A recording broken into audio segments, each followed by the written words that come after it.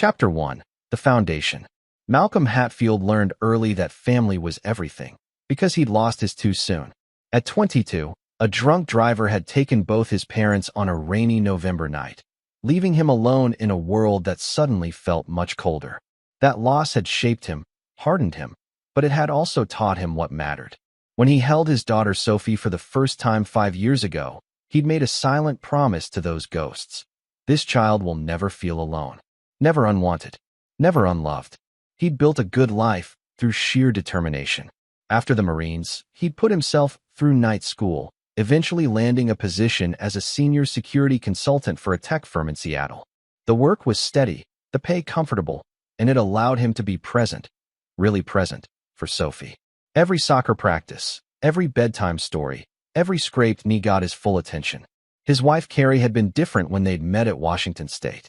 Back then, she'd been studying social work, talking passionately about helping underprivileged kids, about making a difference.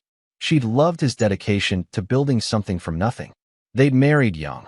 Too young, her mother Elaine Pearson had said, but they'd made it work. Or so Malcolm had thought. The cracks had started showing about 2 years ago, right around when Carrie quit her job at the nonprofit to focus on family. Malcolm had supported the decision, even though it meant tighter finances.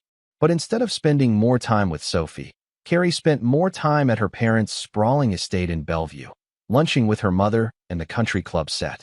Elaine Pearson was old money that acted like royalty. Her husband Stuart was a successful commercial real estate developer, but everyone knew Elaine wore the crown in that family. She'd never approved of Malcolm, not his working-class background, not his limited prospects, not the way he'd trapped her daughter with an early pregnancy. "She's just traditional," Carrie would say when Malcolm pointed out his mother-in-law's barbed comments. "She'll warm up." But Malcolm had noticed things.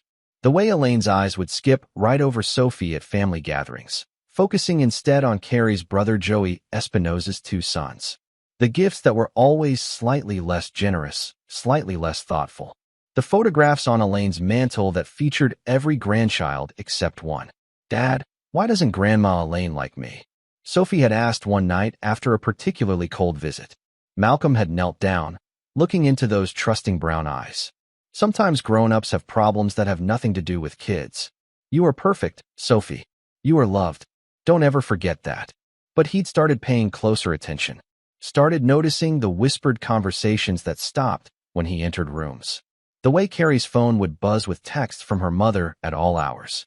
The way his wife had grown distant, distracted, almost resentful when he'd suggest family time.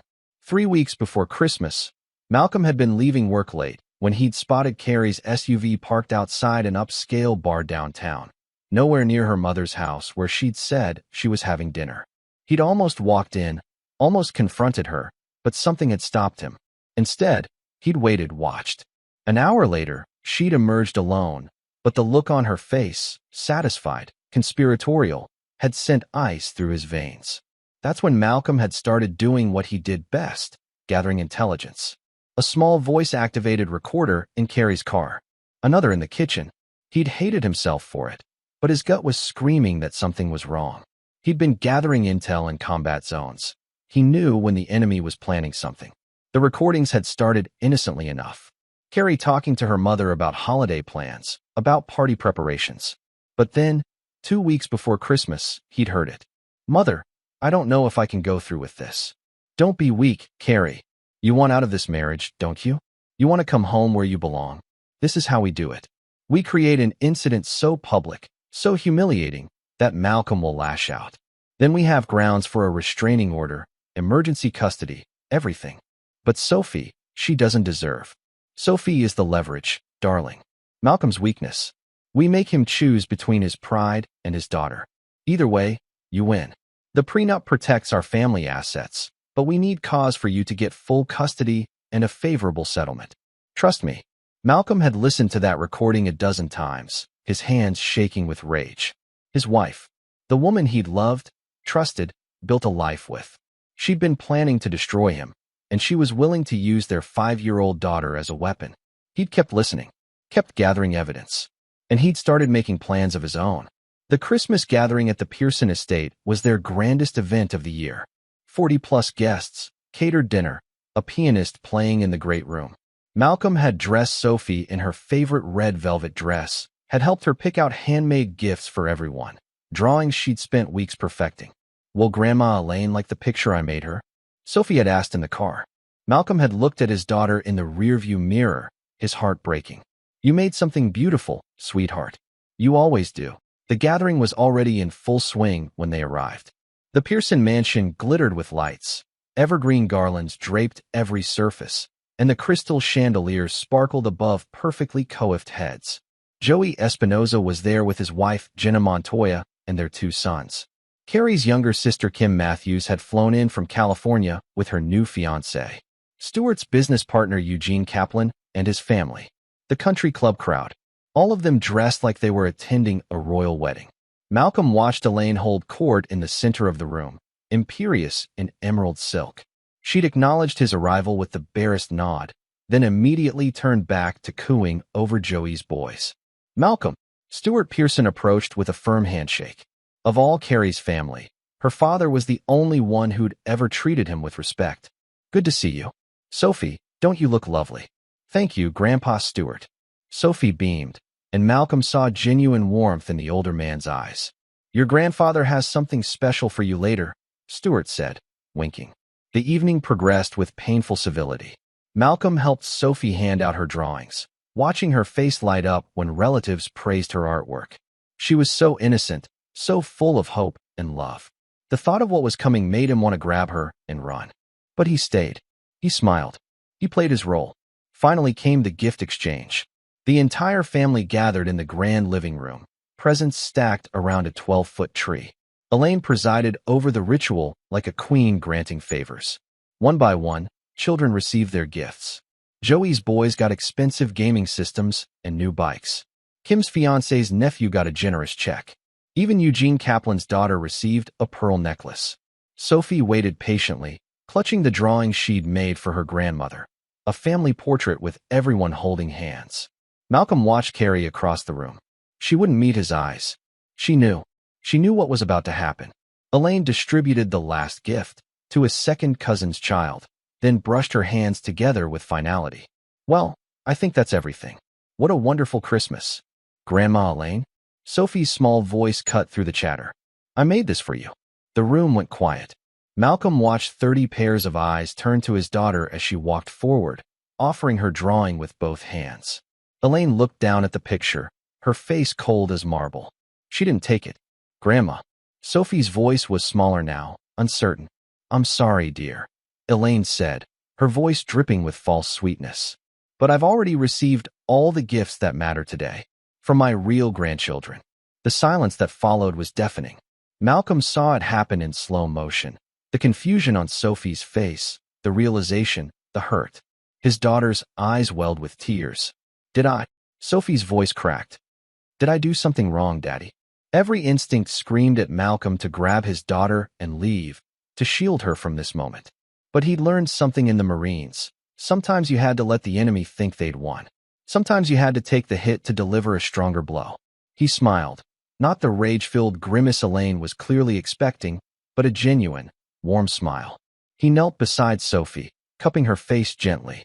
"No, sweetheart," he said clearly, making sure everyone heard. "You didn't do anything wrong. You are perfect. You are loved." Then he stood and pulled out his phone. "Actually, since we're sharing things that matter with the family," Malcolm said, his voice calm but carrying through the room like a blade, "I have something I'd like everyone to hear." He pressed play. Elaine's voice filled the room, crystal clear through the Bluetooth speaker system she'd installed for background music. "She's just the mistake that trapped Carrie. Do you know that girl's blood work? She's not even." "Turn that off," Elaine shrieked, lunging forward. But Malcolm had anticipated that. He'd already sent the file to his cloud, already had it queued on multiple devices. The recording continued.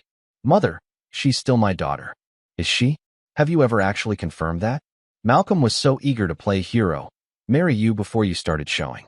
"But we both know you were seeing that boy from Stanford that summer. What was his name?" "Max Ferguson." "That was one time, and it doesn't matter. It matters if we need it to matter. DNA tests can be arranged. Results can be interpreted. Either way, we use the child. She's the weak point." Malcolm thinks he's some kind of warrior, but he's just another man who can be controlled through his emotions. The color had drained from Carrie's face. Around the room, guests stared in horror. Stuart Pearson looked like he'd been struck. So at Christmas, I'll make it clear. I'll reject her in front of everyone. Malcolm will lose his temper. He has a history of violence from his military days, doesn't he? You can claim you're afraid, that you've been covering bruises. Your lawyer is ready. We take everything. Malcolm stopped the recording. The silence was absolute. That's enough, I think, he said quietly. Then he turned to his daughter. Sophie, go wait in the car, please. I left my keys in your backpack pocket. Daddy, now, sweetheart. Something in his voice, not anger, but absolute authority, made Sophie nod and hurry toward the door. As soon as she was gone, Malcolm turned back to face the room. I have 42 minutes of recordings, he said conversationally. Conversations between my wife and her mother, planning how to manufacture abuse allegations, how to alienate my daughter, how to destroy me for the crime of not being good enough for the Pearson family. I have timestamps, metadata, everything authenticated and backed up with 3 separate attorneys. He looked directly at Elaine, whose face had gone from red to white. You made a mistake, Malcolm continued. You thought I was just a grunt, just some working-class idiot you could manipulate. But I spent 8 years gathering intelligence in places where a mistake meant people died. You're not even good at this. This is illegal, Elaine sputtered. Recording without consent. Washington is a 2-party consent state, Malcolm agreed. Which means these recordings aren't admissible in court. Fortunately, I don't need them for court. I need them for this. He gestured to the room full of witnesses, many with their phones now recording. I need everyone you know, everyone you care about impressing, everyone in your precious social circle to know exactly what kind of woman you are. He turned to Carrie, whose tears had started flowing. I loved you. I would have done anything for you. But you chose this. You chose to use our daughter as a weapon. Malcolm, please. Carrie reached for him. He stepped back. Don't. Just don't.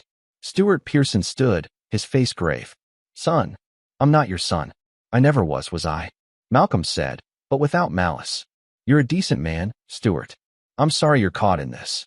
He walked toward the door, then paused. Merry Christmas, everyone. I'm sure you all have a lot to discuss. As he left, he heard the explosion of voices behind him, shocked exclamations, demands for explanations. But loudest of all, he heard Elaine Pearson screaming, the sound of a woman whose carefully constructed world had just shattered around her. In the car, Sophie was crying quietly. Malcolm started the engine, then reached back to hold her hand. I'm sorry you had to see that, baby girl. Are you and Mommy going to get divorced?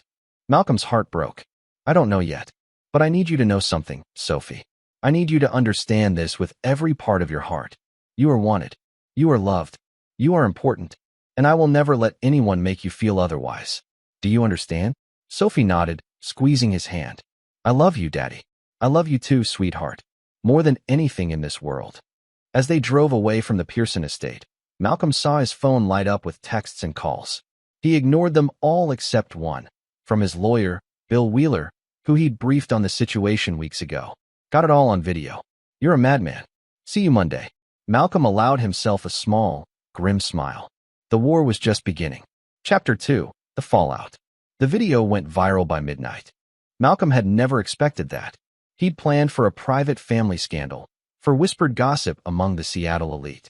What he hadn't counted on was Eugene Kaplan's 16-year-old daughter posting her phone recording to TikTok with the caption, "Rich people are insane, #toxic family, #Christmas drama, #exposed." By morning, Grandma Elaine was trending on 3 platforms. Malcolm woke on the couch. Sophie had asked to sleep in his bed, and he'd given it to her, to his phone buzzing like an angry hornet. 37 missed calls. 63 texts.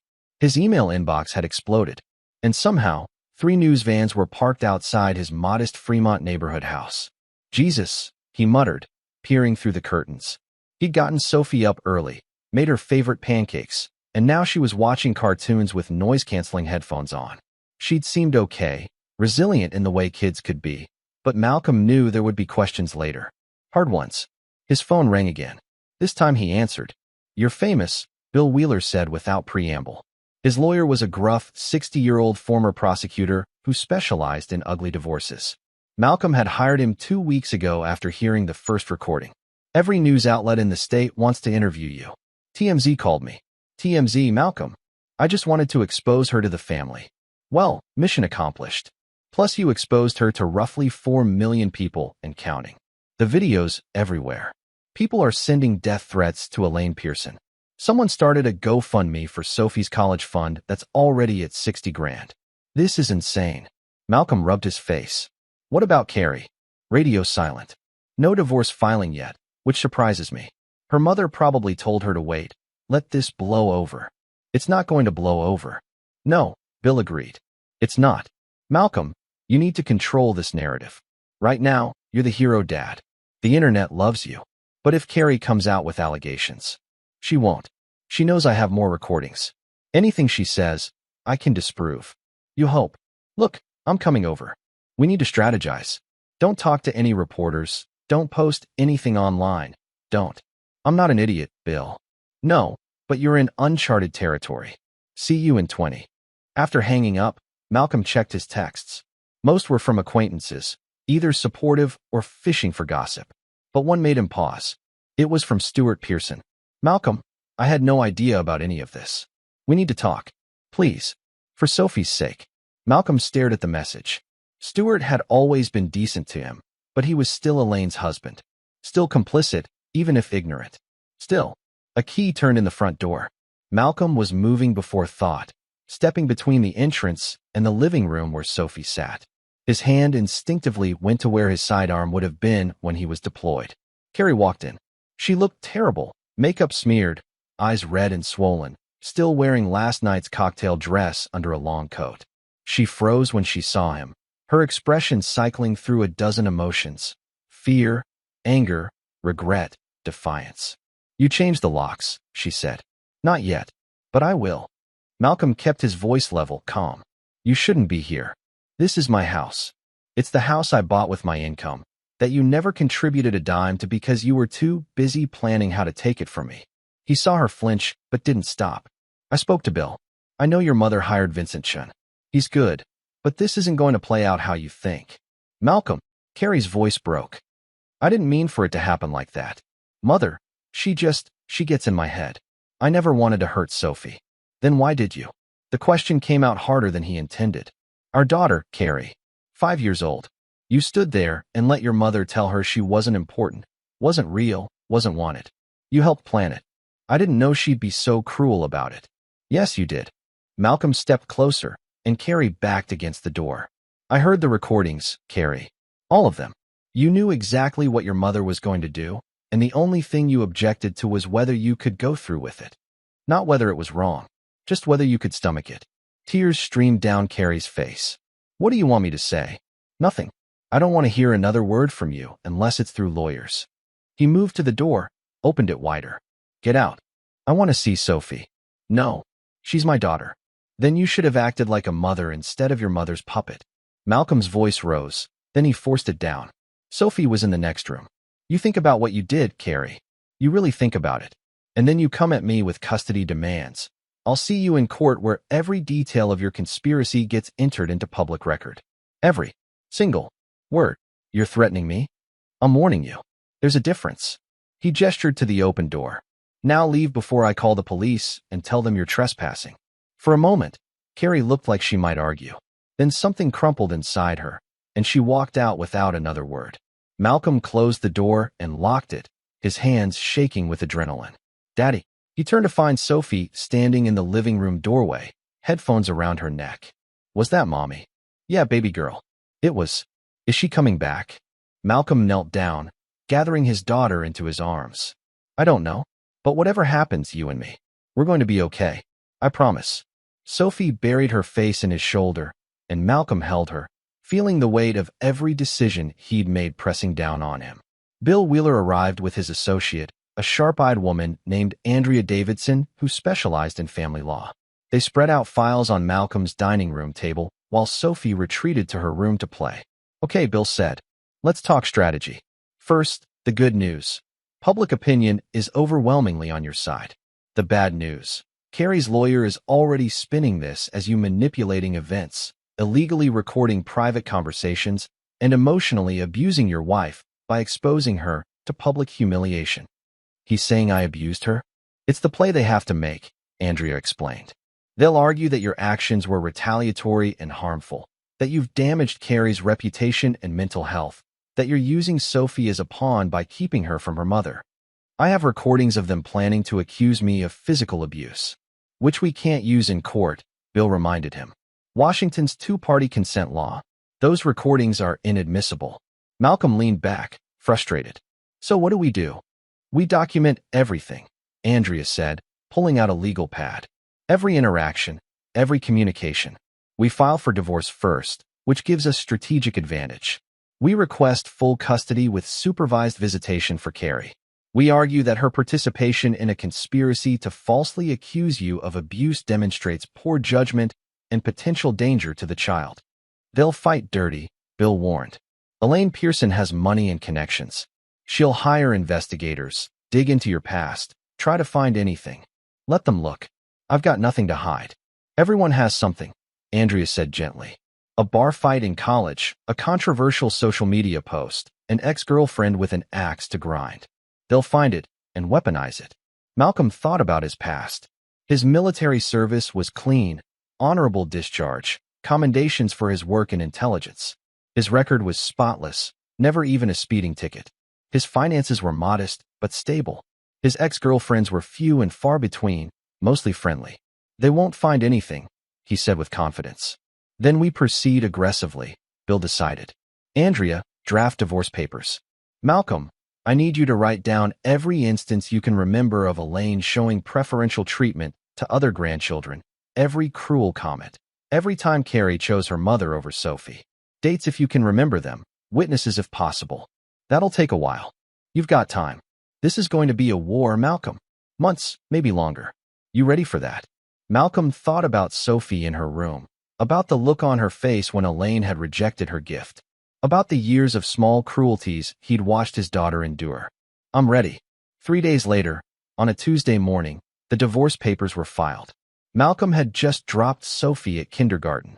The administration had been understanding about the situation, though he'd noticed other parents staring when his phone rang. Mr. Hatfield? This is Deanna Merrill from King County Child Protective Services. Ice flooded Malcolm's veins. Yes. We've received a report of potential child endangerment at your home. I need to schedule a home visit within the next 48 hours. Endangerment? What are you? But he knew. Of course he knew. Who filed the report? I'm not at liberty to say, but we take all reports seriously. Are you available tomorrow at 10 a.m.? Malcolm forced himself to stay calm. Yes. My address is. We have your address, Mr. Hatfield. After she hung up, Malcolm immediately called Bill. They reported me to CPS, he said flatly. Bill swore creatively. Okay, don't panic. This is actually expected. Here's what you do.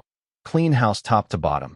Make sure Sophie's room is safe and tidy. Have food in the fridge. Gather all of Sophie's medical records showing she's healthy and well cared for. When the caseworker comes, be cooperative but don't volunteer information. Answer questions directly. Don't mention the recordings or the Christmas incident unless asked. What if they take her? They won't. You've done nothing wrong, and there's no evidence of endangerment. This is just harassment.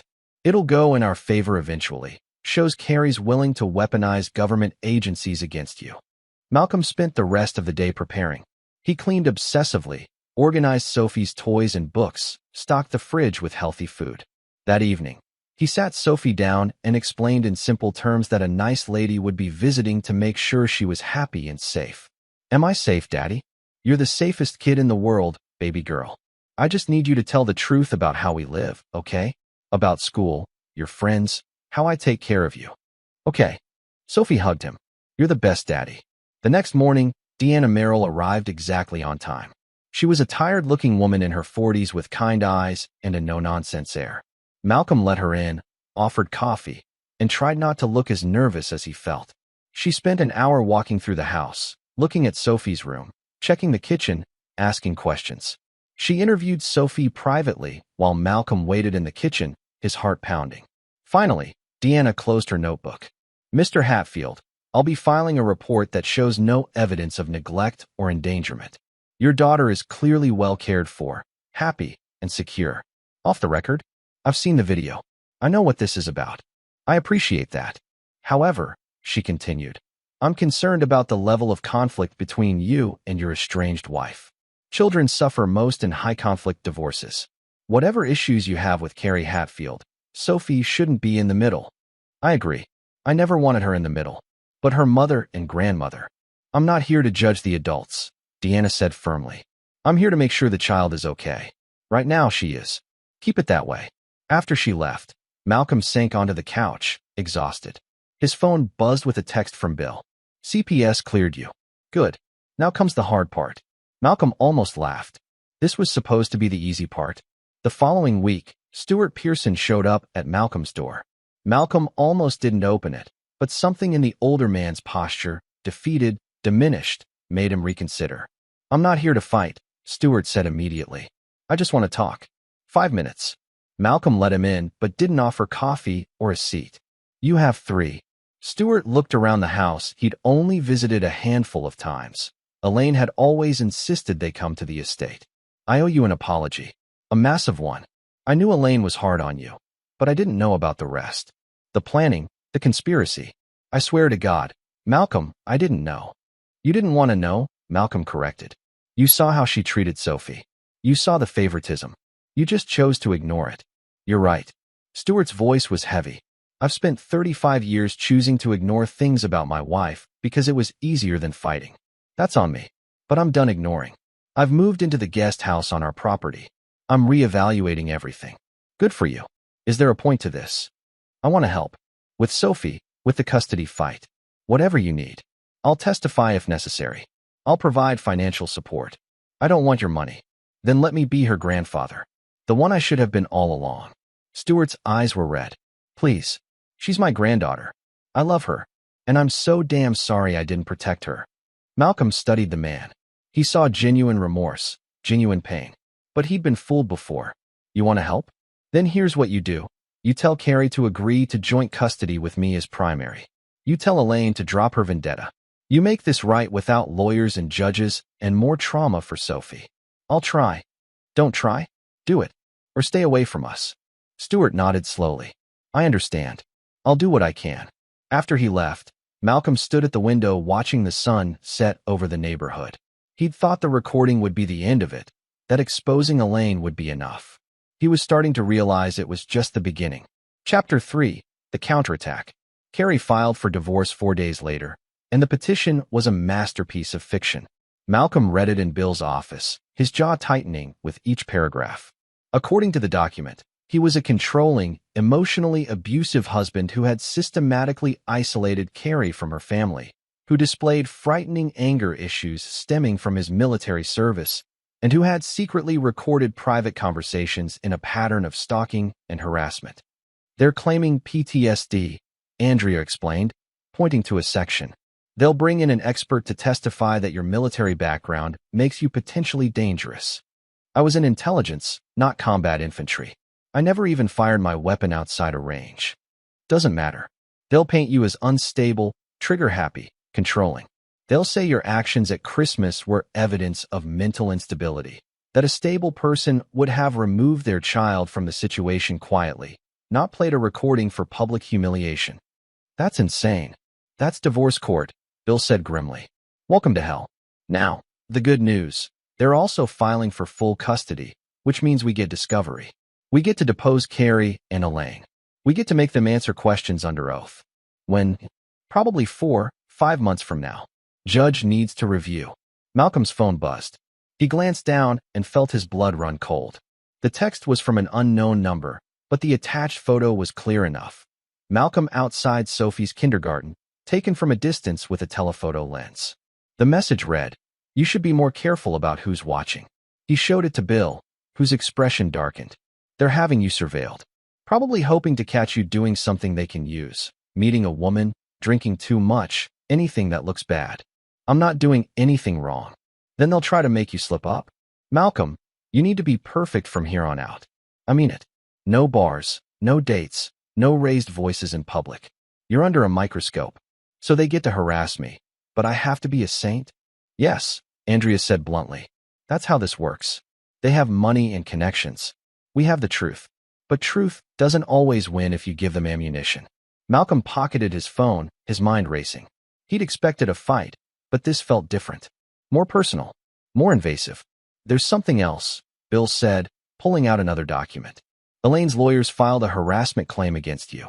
They're seeking a restraining order. On what grounds? They claim your release of the recordings constituted intentional infliction of emotional distress. They're saying Elaine has received death threats, that her reputation has been destroyed, that she's afraid of retaliation from you. Malcolm laughed, the sound bitter. She humiliates my daughter, and I'm the villain? In her mind? Probably. Look, the restraining order won't stick. Judges don't grant them without evidence of actual threats. But it's another weapon to use against you in custody hearings. Your Honor, this man is so dangerous that his own mother-in-law needed protection. This is a nightmare. This is war, Bill corrected. And you need to decide, how far are you willing to go to win? Malcolm thought about Sophie, about the life she deserved, about the nights she'd cried herself to sleep after visits with Carrie's family, about the therapist he'd started taking her to see, who'd gently confirmed that yes, Sophie had been experiencing emotional neglect from her maternal relatives. As far as it takes, he said quietly. The surveillance continued. Malcolm spotted the car, a nondescript gray sedan, parked across from his house at odd hours. He noticed the same man in a baseball cap at Sophie's school pickup. His phone records showed calls from unfamiliar numbers that disconnected when he answered. He documented everything, photographing the car's license plate, noting times and locations. Bill hired a counter-investigator, a former cop named Leon Casey who specialized in catching dirty private eyes. They're using McNamara Investigations, Leon reported after a week. Second-rate firm that does insurance fraud mostly. Guy following you is Roy Fisher, former mall cop with delusions of grandeur. He's not good at this. What are they hoping to find? Anything. You with a woman that's not your wife. You yelling at Sophie in public. You buying alcohol, especially if they can claim you're drinking and driving. They're fishing. Let them fish. They won't catch anything. Maybe not. But Malcolm. Leon's expression was serious. You need to be aware. People with money sometimes manufacture evidence when they can't find it. A photo can be doctored. A witness can be bought. I'm not saying they'll go that far, but I should be prepared for them to try. Exactly. Malcolm thought about that. About how far Elaine Pearson might go to win. About what it meant that his wife, was complicit in all of this. That night, after putting Sophie to bed, Malcolm sat at his laptop and started writing. Not a journal, not therapy. A backup plan. He documented everything. Every interaction with Carrie since the Christmas incident, every text message, every phone call. He backed up all the recordings to multiple cloud services. He wrote detailed accounts of Sophie's emotional state, her therapy sessions, her progress. He gathered character references from his employer, from Sophie's teachers, from neighbors and friends. If they wanted a war of documentation, he'd give them one. But he also started thinking ahead. Because Bill was right, having the truth wasn't always enough. Sometimes you needed leverage. The deposition was scheduled for February, 2 months after the Christmas incident. Malcolm spent those weeks preparing with Andrea, practicing how to answer questions, learning to stay calm under pressure. They'll try to provoke you, she warned. Vincent Chun is good at getting emotional reactions. He'll imply you're a bad father, a violent person, a manipulator. You cannot take the bait. I won't. You say that now. Wait until he's suggesting you're mentally unstable, that you traumatized your daughter by exposing her to that scene at Christmas. I was protecting her. I know that. You know that. The judge will probably see it that way too. But Chin will twist it, make it seem like you had other options, better options. You need to stay calm and articulate your reasoning clearly. The preparation sessions were brutal. Andrea attacked him with hypothetical questions, probing every weakness in his story. Bill played devil's advocate, arguing Carrie's side. By the time the actual deposition arrived, Malcolm felt like he'd lived through the divorce 3 times already. The deposition took place in a neutral conference room downtown. Carrie was there with her lawyers, her face carefully blank. Elaine sat in the corner, radiating cold fury. Stewart was notably absent. Vincent Chun was a slim man in an expensive suit, with the kind of practiced smile that never reached his eyes. He shook Malcolm's hand with calculated friendliness, then spent 6 hours trying to destroy him. Mr. Hatfield, would you say you have anger issues? No. But you served in the military, correct? Yes. And during your service, you received training in combat, in weapons handling, in aggressive tactics? I was in intelligence, not infantry. My training was primarily analytical. But you did learn to use firearms? To fight. Basic training includes those skills, yes. Have you ever struck your wife? No. Threatened her? No. Raised your voice to her? In arguments, yes. Like any couple has arguments. Did these arguments ever frighten her? You'd have to ask her. I'm asking you, Mr. Hatfield. Malcolm looked directly at Shun. I never did anything to make my wife afraid of me. The only thing she should be afraid of is being held accountable for conspiring to falsely accuse me of abuse. Your Honor. Shun turned to the court reporter. Strike that as non-responsive. But Malcolm had made his point, and for the next several hours, he stuck to his story. He was a devoted father, a faithful husband, and a man who had been forced to expose a conspiracy because protecting his daughter was more important than keeping family secrets. When it was Bill's turn to question Carrie, the atmosphere shifted. Mrs. Hatfield, did you participate in planning the events of December 23rd? Carrie glanced at her lawyer, then at her mother. My mother and I discussed family dynamics. Yes or no, please. Did you participate in planning the public humiliation of your daughter? It wasn't meant to be. Yes or no? I knew my mother had concerns. Mrs. Hatfield, I'll ask one more time. Yes or no? Yes. The word came out as a whisper. Did you agree with your mother's plan to create an incident that would make your husband appear aggressive or unstable? I didn't think. Yes or no? Yes. The depositions lasted 2 days. By the end, Malcolm was exhausted but satisfied. Carrie had admitted, under oath, to participating in the conspiracy. Elaine had stonewalled, refused to answer questions, taken the Fifth Amendment when pressed about her intentions. That Fifth Amendment thing is going to look terrible in court, Bill said afterward. You only take the Fifth if you have something to hide. Will we win custody? Too early to say, but we're in a better position than we were. Meanwhile, Malcolm's life had taken on a strange duality. During the day, he maintained perfect normalcy. Work, Sophie's school, homework, bedtime routines. He was the model single father, patient and present and loving. But at night, after Sophie was asleep, he worked on something else. Leon Casey had given him a name, Max Ferguson. The guy Elaine mentioned in the recording, Leon explained. The one from Stanford that summer. Tracked him down. He's a hedge fund manager in San Francisco now, married with kids. Want me to dig deeper? Yes. Why? Even if he's Sophie's biological father, paternity isn't really in question. You're on the birth certificate, you've raised her, courts don't usually overturn that. I don't care about paternity, Malcolm said. I care about leverage. Leon understood immediately. You want dirt on Ferguson. Something that connects back to Elaine or Carrie. Something that shows a pattern. Exactly. It took Leon 3 weeks, but what he found was gold. Max Ferguson had been engaged to another woman that summer he'd slept with Carrie. That woman, now his wife, had never known about the affair. More importantly, Max was currently in the middle of a sensitive merger that required his reputation to be spotless. Here's the play. Malcolm told Bill and Andrea when he laid out his plan. We don't use this in court. We don't need to. But I let Elaine know, that I have proof, that I could destroy Max Ferguson's life and marriage with one phone call. And I tell her that the only way I stay quiet is if she backs off completely. No more harassment, no more interference, no more poisoning Carrie against me. Bill frowned. That's blackmail. No, it's mutually assured destruction. She's already trying to destroy my life. I'm just showing her that I have the capability to return the favor. It's risky. Everything about this is risky. But I'm tired of playing defense. It's time to make them afraid. Andrea was quiet for a long moment. If you do this, you can't tell us the details. We can't be party to anything that crosses ethical lines. I understand. And Malcolm? She looked him in the eye. Once you cross certain lines, you can't uncross them. You sure you want to do this? Malcolm thought about Sophie's face on Christmas, about the tears, about the question that still haunted him. Did I do something wrong, Daddy? I'm sure. Chapter 4. The Revelation. The meeting was Malcolm's idea, conducted through lawyers with careful neutrality.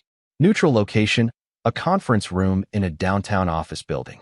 No recordings, no surprises, just a conversation between estranged spouses trying to reach an agreement before court. Carrie arrived looking fragile, her designer clothes hanging loose on a frame that had lost weight. Elaine wasn't with her. Malcolm had insisted it be just the two of them with their lawyers present. "Thank you for coming," Malcolm said, his tone neutral. Carrie nodded, not meeting his eyes. They'd barely spoken in the 6 weeks since Christmas except through lawyers. The divorce proceedings ground forward like a slow machine, depositions and discovery, and countless billable hours. "My client would like to discuss a possible custody arrangement," Vincent Chun began smoothly. "Given the level of conflict, we believe it's in Sophie's best interest to establish clear boundaries." "I want to talk to Malcolm alone," Carrie interrupted. Everyone turned to stare at her. "Carrie, I don't think that's," Vincent began. "Please, just 5 minutes. Just us." She looked at Malcolm with something like desperation. Bill shook his head. "Not a good idea." "It's fine," Malcolm said. 5 minutes. The lawyers exchanged glances but filed out, leaving Malcolm and Carrie alone in the sterile conference room. For a long moment, neither spoke. "You look terrible," Malcolm said finally. "I feel terrible." Carrie's voice was hoarse. "Malcolm, I'm so sorry. I know you probably don't believe me, but I am. What happened at Christmas, what Mother planned, what you helped plan." "Yes, what I helped plan." She twisted her hands together. "I don't know how to explain it without sounding pathetic. She got in my head. She always has. Since I was a little girl, I've been trying to earn her approval, trying to be good enough. And when she said you weren't right for me, that I'd made a mistake. So you decided to destroy me to prove you could?" "No, I wanted out. I wanted to go back to the life I had before, where things made sense and I knew who I was supposed to be." Carrie wiped her eyes. "But I didn't want to hurt Sophie. You have to believe that. When Mother suggested using her, I should have said no. I should have protected her. But I was weak and scared and you chose your mother over your daughter." Malcolm's voice was flat. "That's what it comes down to, Carrie. You had a choice, and you chose wrong." "I know." Tears streamed down her face. "I know I did. And I've lost everything because of it. Mother won't even look at me now. She says I ruined her reputation by not being strong enough to stop you. My friends don't return my calls. I'm alone, Malcolm. Completely alone." Malcolm felt a flicker of something. Not quite sympathy, but not quite satisfaction either. "You're not alone. You have Sophie." "Do I?" "Your lawyers are pushing for full custody. Because your lawyers are claiming I'm dangerous. Because your mother filed a false CPS report. Because you stood there and let your mother break our daughter's heart." Malcolm leaned forward. "You want more time with Sophie? Then end this. Tell your lawyers to agree to joint custody. Tell your mother to back off. Show me that you're capable of being the mother Sophie deserves." "I'm trying." "Try harder." Malcolm stood to leave, then paused. "And Carrie, you need to understand something. I have information about your mother, about Max Ferguson, about things that would destroy what's left of your family's reputation. I haven't used it yet because I don't want Sophie caught in more fallout. But if Elaine keeps pushing, if she keeps trying to take my daughter from me, I will burn everything down. Make sure she understands that." Carrie's face went white. "What did you find? Ask your mother. Or better yet, don't. Just convince her to let this end before someone gets hurt worse than they already are." Malcolm didn't expect the message to get through. But 3 days later, Stuart Pearson called. "We need to meet," the older man said. "Elaine, meet you. Neutral ground. Tonight." "Why?" "Because my wife is terrified of what you might do. And when Elaine is terrified, she does unpredictable things. I need to know what's happening, Malcolm. I need to fix this." Against his better judgment, Malcolm agreed to meet at a coffee shop in Capitol Hill. He told Bill, who insisted on putting a voice recorder in Malcolm's pocket. "Not admissible in court, but if things go sideways, at least we'll have a record." Elaine Pearson looked like she'd aged 10 years. Her perfect makeup couldn't hide the hollows under her eyes, the lines of stress around her mouth. She sat ramrod straight in the booth, every inch the imperious matriarch, but Malcolm could see the fear underneath. "Let's make this quick," Malcolm said, sliding in across from them. "What do you want?" "To understand what you think you have on me," Elaine said coldly. "To negotiate terms. I don't negotiate with people who abuse children." Her eyes flashed. "I never abused. You psychologically tortured a 5-year-old in front of 30 witnesses. You planned it. You bragged about it. That's abuse. It was a lesson. It was cruelty." Malcolm kept his voice level. "And it backfired spectacularly. So now you're scrambling, trying to figure out how to salvage your reputation. And you're worried because you think I have more ammunition. Do you? Stewart asked quietly. Malcolm looked at the older man. I have information about Max Ferguson. About his relationship with your daughter 26 years ago. About how certain facts, if they became public, would destroy his marriage and his career. I also have evidence of a pattern of emotional manipulation and control that Elaine has exerted over Carrie for decades. Elaine's face was stone. You're bluffing. Am I? You want to find out? Malcolm leaned back. Here's what's going to happen. You're going to tell your lawyers to drop the harassment claims, stop fighting for full custody, and agree to a reasonable joint custody arrangement. You're going to pay for Sophie's therapy, all of it. And you're going to stay away from my daughter until you can prove you've done the work to be safe around her. You can't keep me from my granddaughter. Watch me. I have recordings, testimony, and now I have leverage you can't afford to ignore. Push me, and I'll make sure everyone you know understands exactly what kind of person you are. Your country club friends, your charity board, every society page in Seattle. This is extortion, Elaine hissed. This is consequences. Malcolm stood. You have 48 hours to make this right. After that, I start making phone calls. He walked out, leaving them sitting in shocked silence. 2 days later, Vincent Chin called Bill. My client would like to propose a settlement, he said stiffly. Joint custody, equal parenting time, mutual restraining order preventing either parent from disparaging the other to the child. Mrs. Pearson will pay for Sophie's ongoing therapy. In exchange, your client agrees not to release any further information about the family. What changed his mind? Bill asked, though they both knew. Let's just say cooler heads prevailed. The settlement was signed 2 weeks later. Malcolm got what he wanted. Sophie would spend weekdays with him, weekends alternating with Carrie.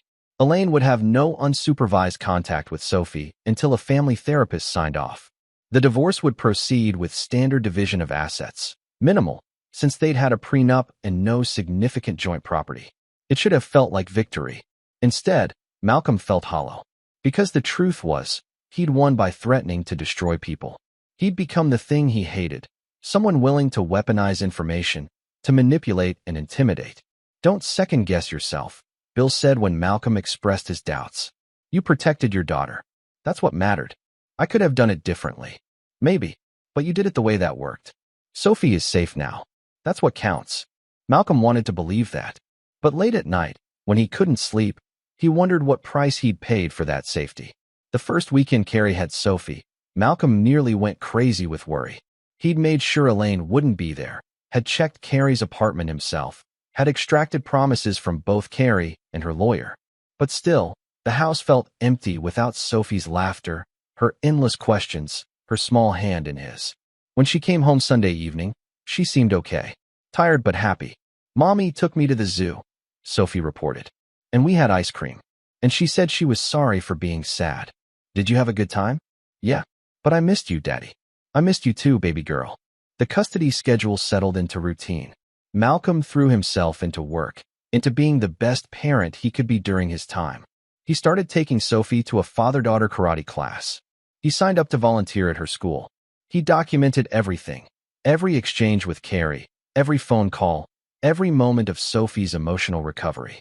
The therapist, a gentle woman named Lena Rose, assured him Sophie was resilient. Children are remarkably good at healing if they feel safe. She knows you love her. That's the foundation. What about her mother? Carrie is trying. She started her own therapy, which is good. The relationship may not be what it was, but it can be salvaged if she puts in the work. Malcolm hoped that was true. Not for his sake, but for Sophie's. 3 months after the Christmas incident, Malcolm got a call from an unexpected source. Eugene Kaplan, Stewart's business partner, who'd been at the Christmas gathering. I probably have no right to call you, Eugene said. But I wanted you to know what you did took guts. Real guts. And you were right. About all of it. Elaine, the family dynamics, everything. I've known them for 20 years, and I've watched her control Stewart, control Carrie, control everyone around her. I told myself it wasn't my business. But after Christmas, after seeing what she did to that little girl, I can't pretend anymore. What are you saying? I'm saying I testified to your lawyer. About what I witnessed, about the pattern I've seen over the years. And I'm saying that if you ever need anything, character reference, testimony, whatever, you call me. I appreciate that. You're a good man, Malcolm. Don't let this divorce make you forget that. After hanging up, Malcolm sat in his car for a long moment. Maybe he hadn't lost everything. Maybe there were still people who saw the truth, who understood what he'd been fighting for. Maybe that was enough. Chapter 5. The Trap Springs. Life found a rhythm, however uneasy. Spring turned to summer, and Sophie seemed to bloom with the warmer weather. Her nightmares about Christmas became less frequent. Her therapy sessions showed steady progress. She even, cautiously, began enjoying time with her mother. Malcolm told himself it was over. The war was done, the settlement signed, the custody arrangement working. He could focus on rebuilding, on being the father Sophie needed. Then Joey Espinoza showed up at his office. Malcolm was finishing a security audit report when reception called. "There's a Mr. Espinoza here to see you. Says it's urgent and personal." Carrie's brother. Malcolm hadn't seen him since Christmas. Joey had been notably absent from all the legal proceedings, had made no attempt to contact Malcolm or defend his mother. Malcolm almost told reception to send him away. "Give me 5 minutes, then send him back." Joey looked uncomfortable in Malcolm's utilitarian office, his expensive suit out of place among the server racks and security monitors. He was younger than Carrie by 3 years, with their father's build and their mother's calculating eyes. "I'll stand," Joey said when Malcolm gestured to a chair. "This won't take long." "What do you want?" "To warn you. My mother is planning something, and you need to be ready." Malcolm went very still. "What kind of something?" "I don't know exactly. She's been taking meetings with people, lawyers, investigators, I don't know who else. She's desperate, Malcolm." The video destroyed her social standing. She got kicked off 2 charity boards. The country club membership committee is questioning whether she should remain. For someone like her, that's worse than jail. "Good. I'm not here to defend her," Joey said sharply. "What she did was unforgivable. I have kids, sons, and I keep thinking about how I'd feel if someone did that to them. How I'd react." He met Malcolm's eyes. "You showed restraint. A lot of guys would have done worse." "What's your point?" "My point is that my mother doesn't know how to accept defeat. She thinks she can win this, fix her reputation, get revenge for what you did. Stewart is trying to control her, but—" Joey shook his head. "Just watch your back." "Why tell me this?" "Because Sophie doesn't deserve more trauma. And because maybe, if you're ready for whatever's coming, you can end it cleanly." Joey headed for the door, then paused. "For what it's worth, you're better for my sister than any of us wanted to admit. I'm sorry we didn't see it sooner." After Joey left, Malcolm sat motionless for a long time. Then he called Leon Casey. "I need you to find out what Elaine Pearson is planning," he said. "Everything. Who she's meeting, what she's saying, what her endgame is. No limits on the budget. You think she's coming after you again?" "I think she never stopped." Leon's report came back a week later, and it was worse than Malcolm had feared. Elaine had hired a new lawyer. Not Vincent Chun, but Santos McCullough, a shark who specialized in overturning custody agreements. She'd also hired a forensic accountant to dig into Malcolm's finances, a child psychologist known for testimony favoring wealthy clients, and most disturbingly, a former prosecutor named Anthony Cummings who had connections in the district attorney's office. "She's building a criminal case," Leon explained. "We're trying to. She wants to charge you with something, harassment, stalking, illegal recording, anything that would make you look dangerous and unfit." But the recordings weren't.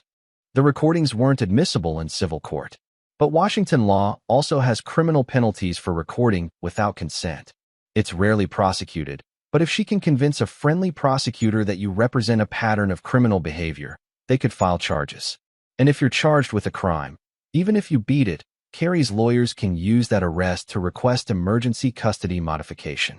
Malcolm felt cold rage building. "She's trying to have me arrested." "Looks like it." The good news is that it's hard to make that case stick. You'd need a prosecutor willing to take on a sympathetic defendant in a messy divorce. But Cummings has friends in the DA's office, and Elaine has money for campaign contributions. "So what do I do?" Leon's smile was predatory. "You flip the script. You prove she's engaged in a conspiracy to manufacture false charges. And you do it publicly enough that no prosecutor would touch the case." "How?" "Give me another week. I have some people who owe me favors." The call came on a Thursday evening. Malcolm had just picked up Sophie from summer camp and was making dinner when his phone buzzed with an unknown number. "Mr. Hatfield?" This is Detective Raquel Cameron with SPD. I need you to come down to the station to answer some questions. Malcolm's blood went cold. About what? A complaint has been filed regarding unauthorized surveillance and harassment. I'd prefer to discuss it in person. Am I being charged? Not at this time. We're just gathering information. But you should probably bring a lawyer. Malcolm called Bill immediately, then arranged for his neighbor to watch Sophie. An hour later, he sat in an interview room at the Seattle Police Department, Bill beside him, facing a tired-looking detective who seemed distinctly uninterested in the case. Mr. Hatfield, Elaine Pearson has filed a complaint claiming you've been stalking her, following her, taking photos, making threats. What can you tell me about that? That it's completely fabricated, Malcolm said calmly. I've had no contact with Mrs. Pearson since our mediated meeting 3 months ago. I have phone records, GPS data from my car, and witnesses who can confirm my whereabouts. She has photos of a car she claims is yours outside her residence, outside her club, outside her lawyer's office. Let me see them. Detective Cameron slid copies across the table. Malcolm studied them, then almost laughed. That's not my car. Looks like a gray Honda. Mine is a silver Civic. This is a gray Accord, different model year. You can see the license plate in this photo. Run it. It's not registered to me. The detective frowned, checking her notes. She seemed certain. She's lying, Bill interjected. Detective, this is a custody dispute. Mrs. Pearson is attempting to manufacture criminal charges to gain advantage in family court. My client has been scrupulous about following all court orders and maintaining boundaries. This complaint is retaliatory and false. I'll need to verify. Verify everything, Malcolm said. Pull traffic cam footage, check credit card records, talk to my employer about my work schedule. You'll find I've been nowhere near Elaine Pearson. The interview lasted another hour, but Malcolm could see the detective's skepticism growing. When they finally left, Bill was grim. This is going to get uglier. She's not going to stop. Yes, she is, Malcolm said. Because now she just made a mistake. What do you mean? She filed a false police report. That's a crime. And I can prove it's false. Malcolm's smile was sharp. She just handed me everything I need. Leon Casey's final report arrived 2 days later, and it was comprehensive. He'd traced the car from the photos to a rental agency, where it had been rented by a private investigator named Roy Fisher, the same one who'd been following Malcolm months ago. He had Fisher's phone records showing multiple calls to Elaine. He had financial records showing payments from one of Elaine's accounts to Fisher's company. But the real gold was what else he'd found. Evidence that Fisher had been instructed to manufacture the surveillance photos, to make it appear Malcolm was stalking Elaine when he wasn't. She paid him to frame you, Leon explained. To create false evidence for a criminal complaint. That's not just unethical. It's conspiracy to file a false report, possibly obstruction of justice. Can we prove it? With what I have? Absolutely. The question is what you want to do with it. Malcolm thought about Sophie, about the endless cycle of attacks and counterattacks, about the toll this war was taking on everyone, especially his daughter. I want to end this, he said. Permanently. The press conference was Bill's idea. You've been playing defense this whole time, he argued. It's time to go on offense. Call out Elaine publicly. Lay out the evidence. Make it impossible for any prosecutor to touch you. That'll destroy what's left of her reputation. She tried to have you arrested. She manufactured evidence. Malcolm, you can't keep being nice about this. Andrea disagreed. A press conference is risky. It makes you look vindictive, like you're trying to humiliate her again. The judge might see that as continuing the conflict rather than trying to resolve it. They argued for hours. Finally, Malcolm made the call. We do it. But not a press conference. An interview. With someone reputable, someone who'll tell the story fairly. And we focus on the facts, not the emotions. We show what she did, why it was wrong, and why she needs to stop. The interview was arranged with a local investigative journalist named Devin Austin, who'd covered the original Christmas video. Austin was thorough, fair, and unafraid of powerful people. Exactly what Malcolm needed. They met at Malcolm's house, with Leon's evidence spread across the dining room table. Austin spent 3 hours going through everything. The original recordings, the deposition transcripts, the custody settlement, the false police report, the manufactured evidence, the conspiracy with Roy Fisher. This is explosive, Austin said finally.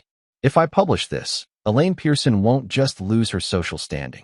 She could face criminal charges. I know. Are you prepared for that? For the backlash, the attention, the potential escalation.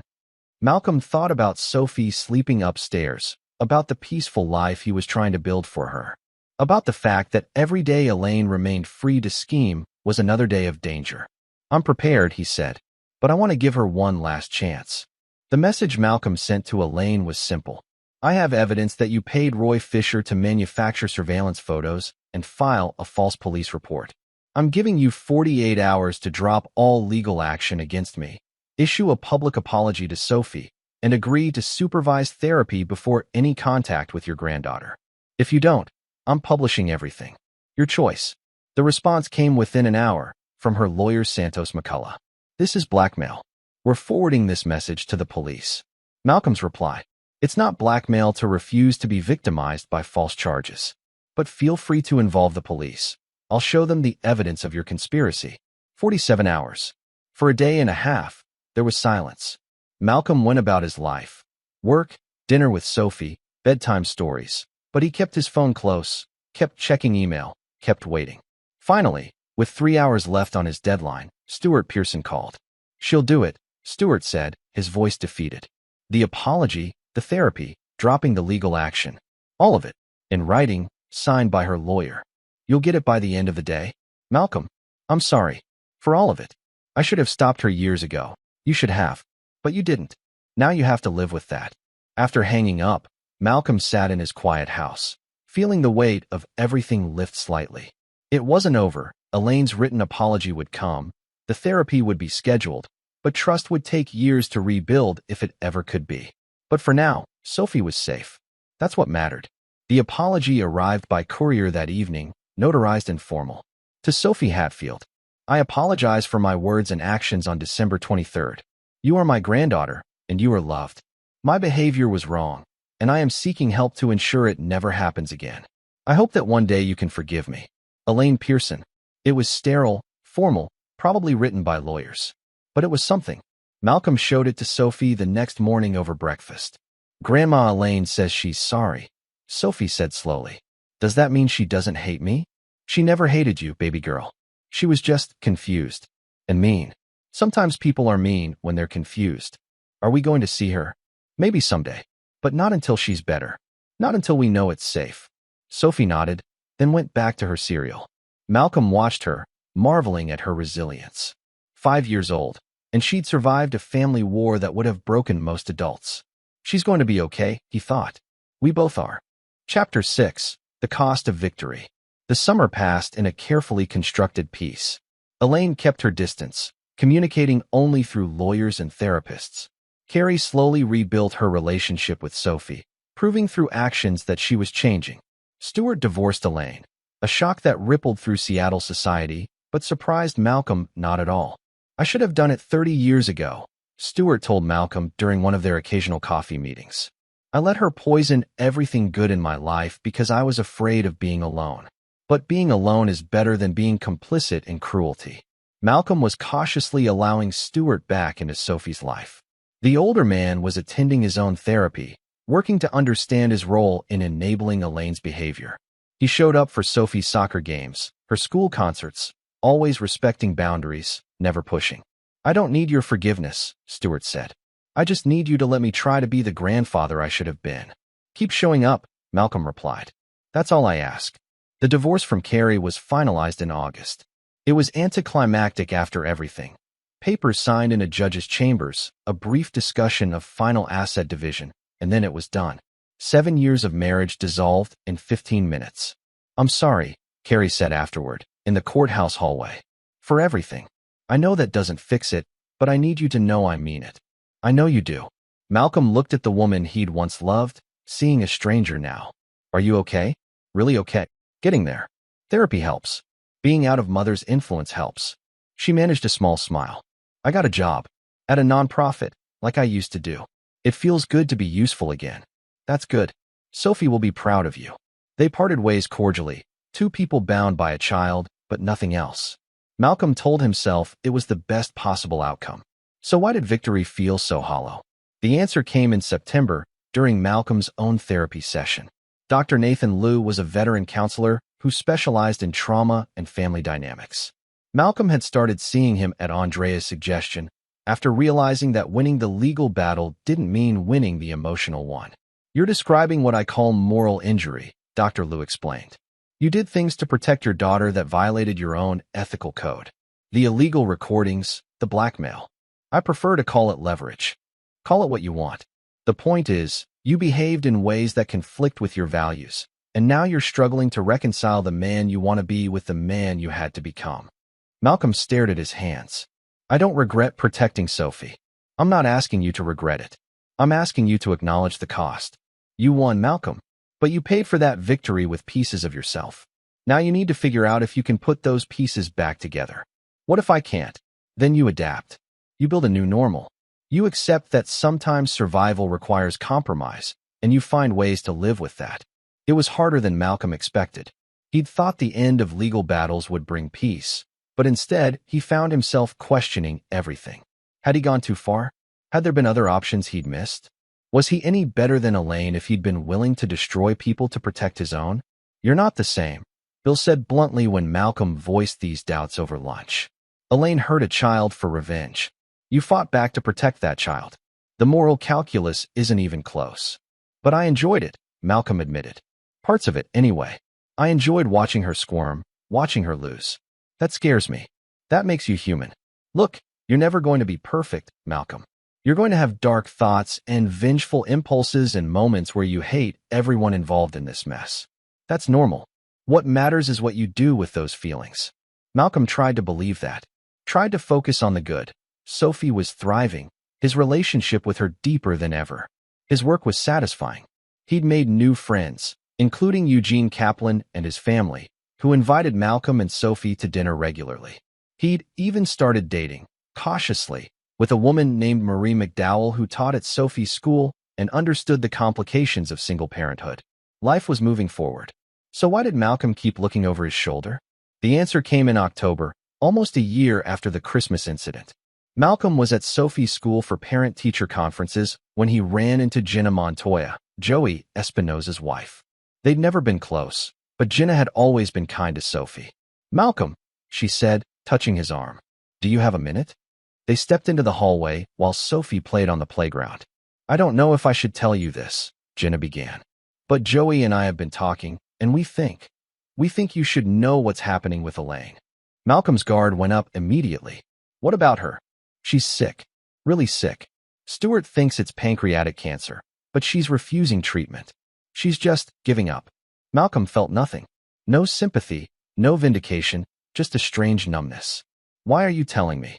"Because she's been asking to see Sophie. Through Stuart, through Carrie. She says she wants to make peace before she dies." Jenna's eyes were troubled. "I don't know if you should allow it. I don't know if she deserves it. But I thought you should know." After Jenna left, Malcolm sat on a bench outside the school, watching Sophie swing higher and higher, her laughter carrying on the autumn breeze. Elaine was dying. The woman who'd tried to destroy him, who'd hurt his daughter, who'd orchestrated a campaign of psychological warfare. She was dying. Malcolm tried to find joy in that fact and couldn't. He tried to find pity and couldn't do that either. He just felt tired. He discussed it with Dr. Liu, with Bill, with Andrea, with Marie. Everyone had opinions, ranging from absolutely not to it might give Sophie closure. Finally, Malcolm asked the only person who really mattered. "Sophie, your grandma Elaine is very sick. She might not get better. She wants to see you, to tell you she's sorry in person. But I won't make you go if you don't want to. This is your choice." Sophie, now 6 years old and wiser than any child should have to be, considered carefully. "Will you come with me, Daddy?" "Every step of the way." "Then okay. I want to hear her say sorry." They met at Stuart's new apartment in Wallingford, neutral territory where Elaine had been staying since being discharged from the hospital.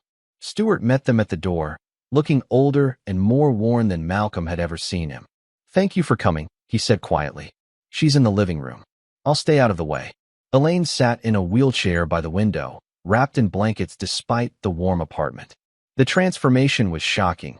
The imperious matriarch reduced to a frail shadow, her skin gray, her eyes hollowed. "Sophie," she whispered when they entered. Sophie walked forward slowly, Malcolm right behind her. She stood a few feet from Elaine's wheelchair, her posture both brave and cautious. "I'm sorry," Elaine said, and for the first time, her voice held genuine emotion. "I was wrong. I was cruel. I let my own unhappiness poison everything good in my life, and I hurt you most of all. You didn't deserve that.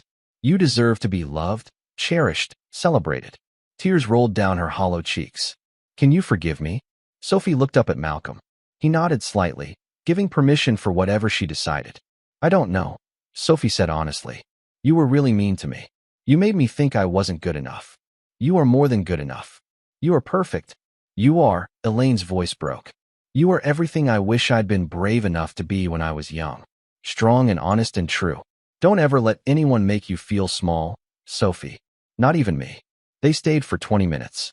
Elaine told Sophie about her own childhood, about her cold mother and her impossible expectations. She talked about how she'd passed that pain down like an inheritance, how she'd hurt everyone she loved because she didn't know how to stop hurting. Malcolm listened, unmoved.